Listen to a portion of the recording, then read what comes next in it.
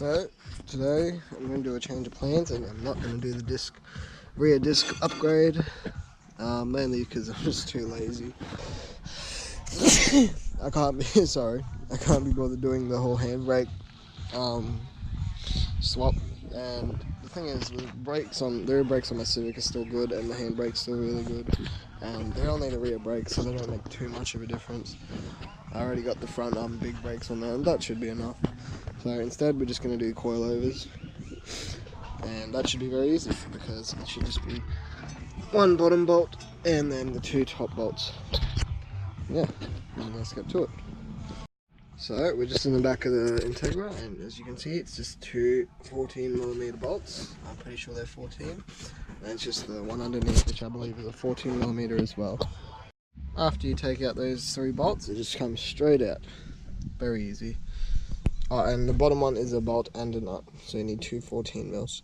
So here I am in the boot of the Civic, guys, and the Civic's a bit different. So the rear shock towers are underneath the rear speakers, so you just have to take out the rear speakers and then you can get to them. And just like that, with the speaker removed, you can see the the top of the shock tower. It's a bit annoying, but oh well, it is what it is.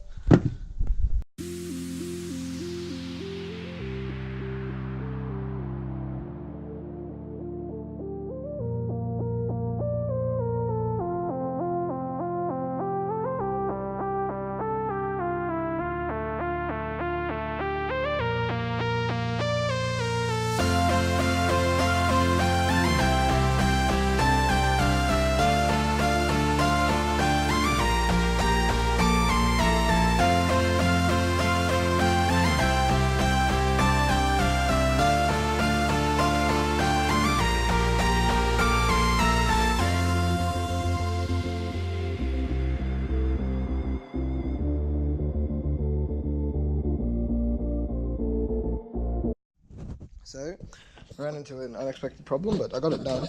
I just had to undo this one here to get this lower control arm off, just to get that extra space to pull the coilover off. Yep, that's all off. Now it's just reverse process to put it all back in.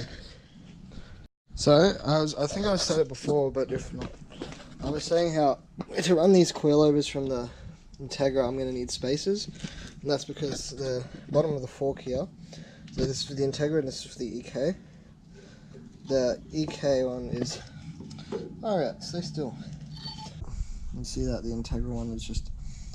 the EK one is just a bit smaller. The Integra one will fit over, but it just needs, maybe a 20mm spacer. Yeah. So I'll have to get a spacer before I can actually put these on. So I've managed to find spacers that'll fit in there, and all I've used is one of these metal washers, and there's another one underneath here, a black one, and it seems to fit pretty perfectly. So, hello. All I've done, I've managed to find spacers to put in between here. You can see it's that little chrome bit. There's also a little black bit on the end here. I'll grab the light real quick. You can see it's just this little black ring right here, and they just come out of the shocks over there. I just had some spare ones just laying around from ones I pulled apart. And it's just this chrome ring here. Well, that's just one of them, and then there's a black one that's actually flat, and you can see this one has a little lip. And I was going to use two of these, but it was too big, but then I found that black one which is about as thick as this one without the lip, and it was perfect. So I just used those, and it's gone in pretty well.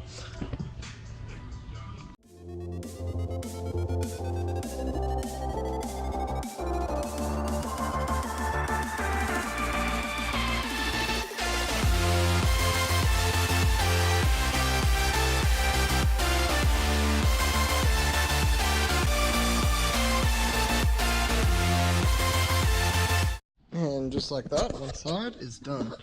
It's all bolted in and ready to be lowered. And just like that, she's all done. Coilovers are installed. Well, on the left side anyway. I still have to do the right side.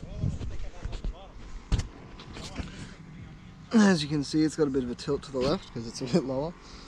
Yeah, so now we just need to do the right side and she's all done. And then I'm ready to get rid of the integra. Things are going along nicely. Sucks that I couldn't do the disc brake conversion on the rear, but oh well. If I want to, I can do it again in the future. It wouldn't cost too much. But yeah, one more side to go. So repeating steps on the left side onto the right, we have now gotten the second coilover installed. Very easy. Spacers are working a trick, and now we just need to load off the jack and put it in. Well, it's all done. The coilovers are in. It's sitting nice and low now.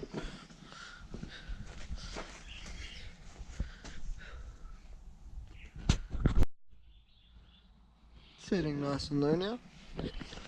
Still could go a bit lower, but I think it's sitting at a reasonable height now. Just need to pump up those tyres. And now, I'm going to get Georgette's car lowered.